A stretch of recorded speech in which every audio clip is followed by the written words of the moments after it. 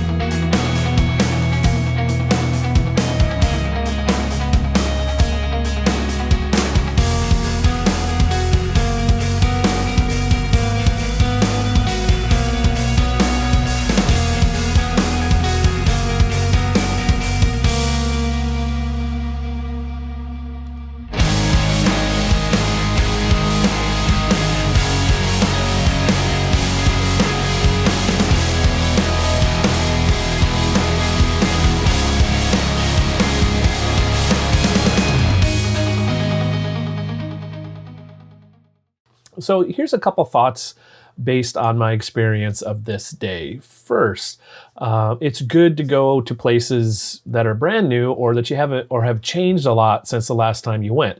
I find for me that that gives extra excitement, extra new things to look at, which is always good for creativity, for finding new and different ways to create some images.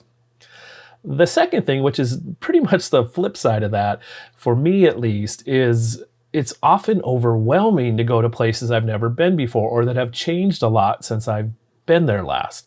It's sometimes hard to find my way around, not sure where I'm at. I feel a little lost, literally sometimes, even in a small neighborhood. So for me, familiarity is important, or a helpful element in creating photos, being comfortable in the place where I'm creating photos from a I know where I'm at standpoint, geographically and somewhat vision of photo wise. So for me, that takes return visits to a location. That's why I think I visit Bellevue so much.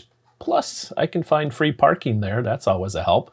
So that's just a couple thoughts about the benefit of going someplace new, and for me at least, some factors to consider and remember as I'm visiting new places. That for me, I need some familiarity. I need some comfort, if you will, to feel most comfortable in creating photos. So I hope you enjoyed these photos at least a little bit. I know I had a really good time doing it. It's fun to see the neighborhood, how much it's changed. It's so much Amazon, so much Google, so many empty cafeterias. So I hope to get back there before too long and explore that area, and then move my way south through that kind of downtown core of Seattle, and I'll get to Pike Place Market too. So if you have suggestions, thoughts, comments about these photos and the video, please let me know. I'm glad to receive those in the comments below.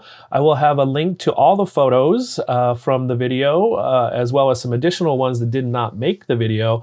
They will also be in the comments below. If you've liked this video, please let me know, and YouTube know by clicking on that thumbs up button.